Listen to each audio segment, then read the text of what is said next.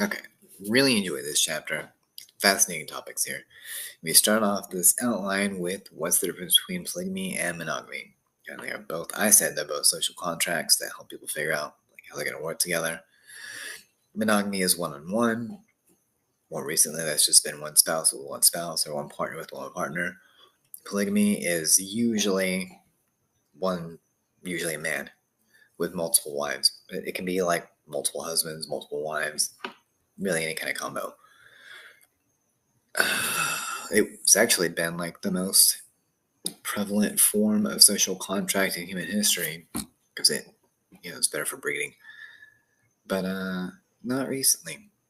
See, our government and I guess social elements and probably some religious elements too have kind of pushed that out and made that the polygamy option taboo. So even if we have the option or resources or whatever you want to say for polygamy, then most people aren't going to choose it. It's a lot of work just to have people hate you.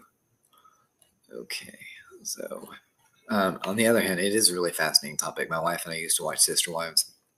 And yeah, it's a little bit silly, but it's also interesting to see how like that kind of, I don't know, how that kind of setup can change the way people interact.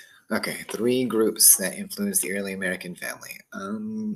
Not sure I got this right, but I used Native Americans, African Americans, and Europeans. But Europeans, that's fine.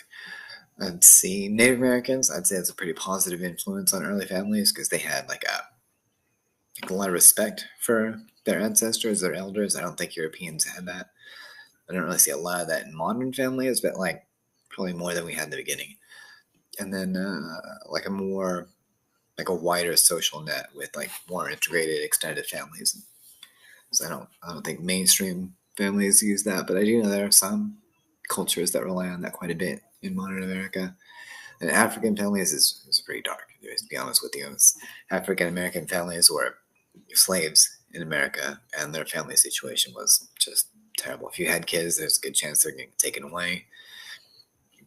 Had to, I guess just hope that you get to keep your family together. And a lot of times it didn't work out that way.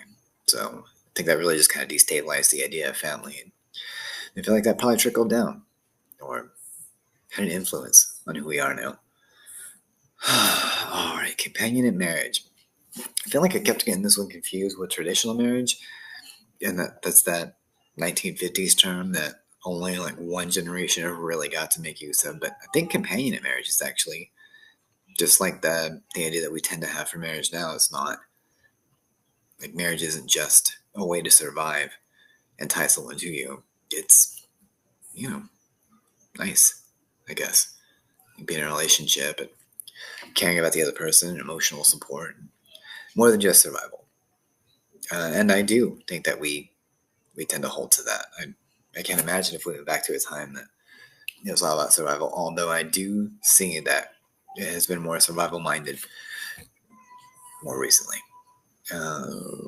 Okay. I think this is definitely a complicated chapter, but I really enjoyed it. Thank you for listening.